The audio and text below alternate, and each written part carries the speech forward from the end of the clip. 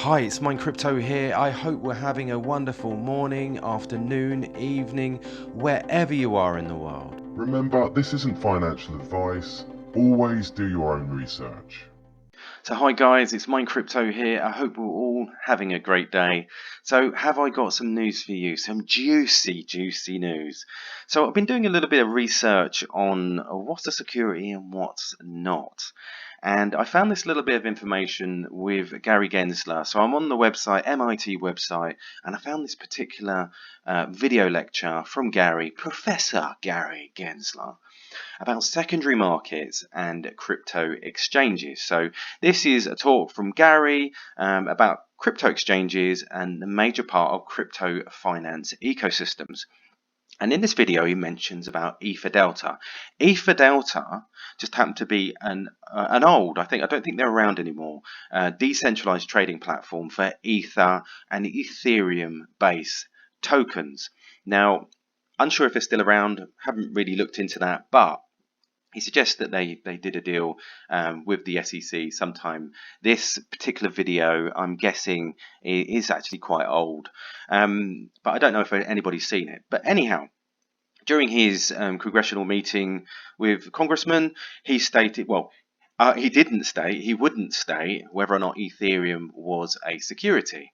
Now, I've got a question whether or not ERC-20's are a security. Now, by proxy, if the smart contracts on Ethereum are securities, then I'm guessing they are actually falling into the area of securities. So if you want to check this out and have a little listen, I'm going to let you just in about a minute or 2 minutes or so, but you'll hear him clearly state, which you wouldn't during the congressional meeting, but I find it quite funny. What do you think? And the SEC just brought their first legal action last week against a decentralized exchange, and it was in essence against the software developers.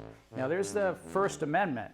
Don't get me wrong, there is clearly a freedom of speech and freedom of expression in this country, but you could be a software developer and still be complicit in some crime.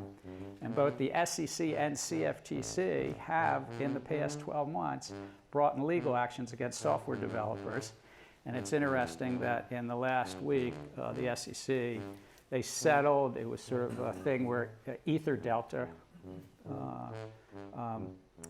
had put a decentralized trading platform for, what do you think the SEC is most interested in? What type of, what's that, Catalina? ICOs? Yeah, so it was a decentralized platform to trade Ethereum-based, more specifically ERC-20 tokens. Decentralized, Elon and I could trade our ERC-20 tokens, but they said, no, that's a securities exchange. And it's the first action the Securities and Exchange Commission has brought against any crypto exchange. Why they picked it decentralized to be their first, that's a story I don't know, but they did. So there you go, guys. You can see he clearly states that ERC-20's are a security, but he wouldn't go ahead and point that out during his congressional meeting.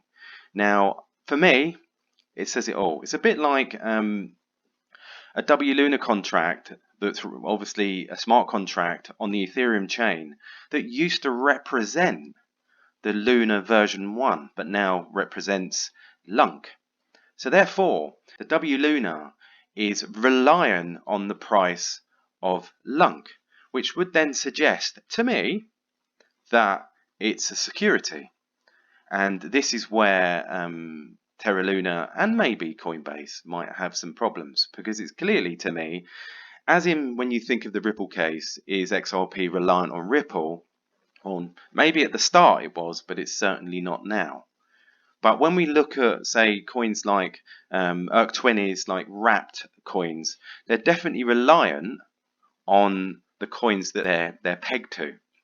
So there you go, guys. For me, there's a little bit of grey area in all of this. Tell me what you think. I mean, could be completely wrong, but I think this sort of sheds a light on some of the stuff. But anyhow, please subscribe, please hit that notification bell so you don't miss any further videos. But thanks very much, and I'll catch you later.